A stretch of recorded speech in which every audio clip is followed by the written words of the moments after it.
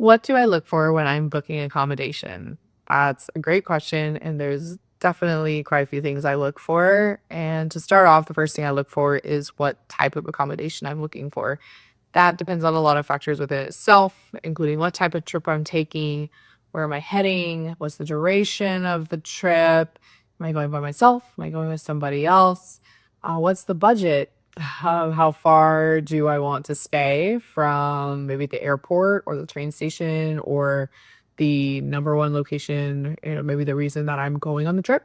So that just really all depends.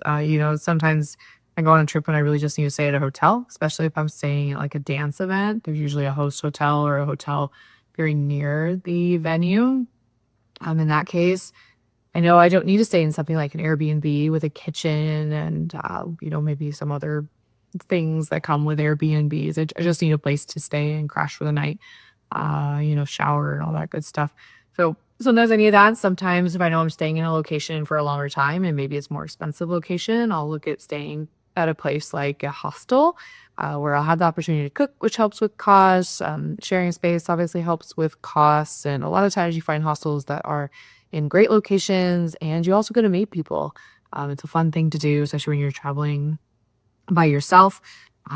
Or maybe you just want to be solo and you'd rather have an Airbnb. And sometimes you can find great deals on Airbnbs that are very similar to hostels.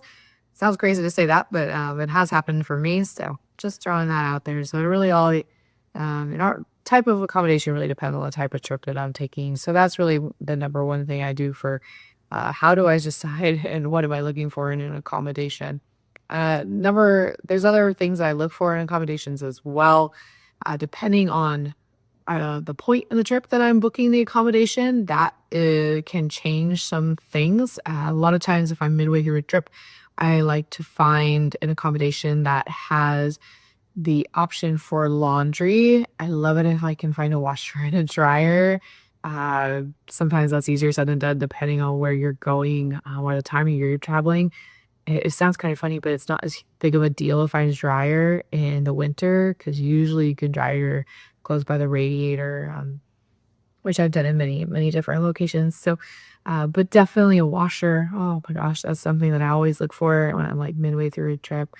Other things I look for, am I ready to cook food? Do I want to, am I tired of going out and eating? So I look for that as well. But also, again, going back to the first thing, what type of trip is it? Sometimes when I'm traveling and I know I'm just going to have a hotel, maybe it's a weekend trip, I look for hotels that have things like free parking when I'm driving. I don't think you should ever have to pay to park at a hotel if you're a guest there. Just gonna throw that out there. Maybe that's the unpopular opinion, but I absolutely refuse to pay for hotel parking. I think it's ridiculous. I'm paying to stay there. You know I'm driving, and I'm not going to pay you to park my car. So there you go. I'll get off my soapbox. I can't remember now that I got back off my soapbox if I said free breakfast or breakfast included or maybe an inexpensive breakfast option. I do appreciate that at hotels. I also compare hotels to see is it a similar cost or a very insignificant cost difference between just a regular hotel room versus getting a suite? So staying, say, like, I don't know, you know, I, well, all these hotels just flew out of my brain as I said that. I say like a Spring Hill Suites versus just like a Courtyard Marriott. If I can have the option to have a microwave, have sometimes a little kitchenette, have a fridge, all that kind of stuff, then I will definitely take that over. Not because again, I have options now for food, which helps with costs. So that's something that I look at for hotels. I probably could go down a whole rabbit hole of things that I look at for hotels. Of course, that can be a different video. But that being said, there's other stuff that I look for as well. I also look for, no matter the accommodation, I look at the reviews and I always filter it to the most recent reviews. I want to see the reviews from the last maybe 2 or 3 months, 6 months, probably tops. And the reason for that is there's always changes in management, changes in staff. Maybe there's construction depending on the type of season. Things like like the interior has been redone. That can happen at any time of the year. Maybe amenities have been closed. I have one hotel that is notorious for always closing at least the hot tub. This has gone on for years and years and years, and I always stay at the hotel because it's the event venue hotel. That it's very frustrating when you pay for amenities that aren't there, and a lot of times you don't find those things out unless you look at the most recent reviews. So I always look at the most recent reviews, and I choose the hotel that has the best or hostel or Airbnb, whatever it is. I choose the accommodation that has the best reviews, best most recent reviews. Things I look at, of course, are management. There is a bad review about management. How was it handled? Was there a response from management?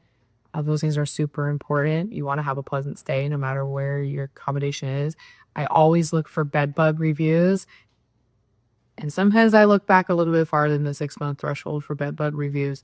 If there is so much as one mention of a bed bug, I will not stay at that accommodation. Hands down, will not do it. It's just not worth the risk to me to potentially bring a bed bug home.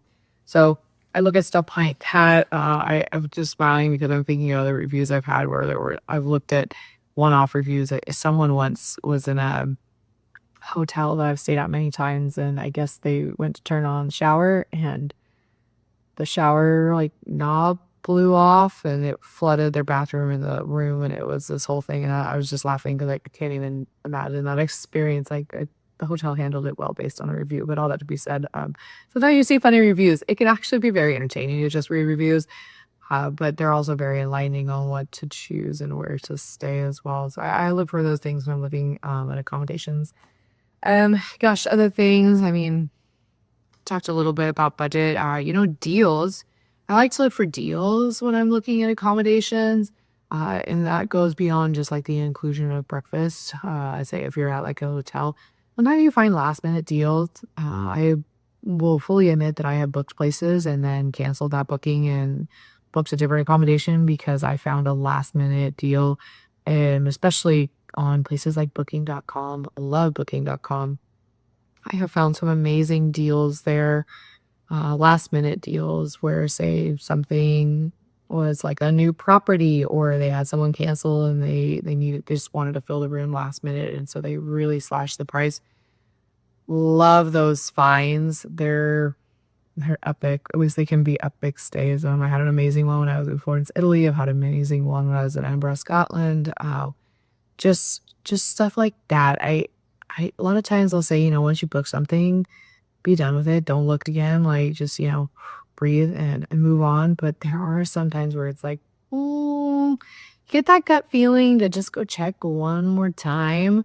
It's not gonna hurt. Go follow it. You would be surprised the deals you find. Yeah. So in hotels again, they're a little simpler. I look for things like extra bonus points for a stay, breakfast, free parking. I've had that sometimes staying with like a AAA on that rate before. I've had, you know, when I've booked recently, it's I getting like extra bonus nights and bonus points and stuff. Late checkout, all like the simple things to that are easy for a hotel to do. Definitely look for those things. And this isn't necessarily on topic, but just a quick tip: never be afraid to call a hotel and ask to see what they can do. See if their rate over the phone is better than the rate that's online. You would be surprised what you get if you just ask. I've had a lot of good experience with that as well. So, um, yeah, I think maybe just like the last thing I look for is always like location.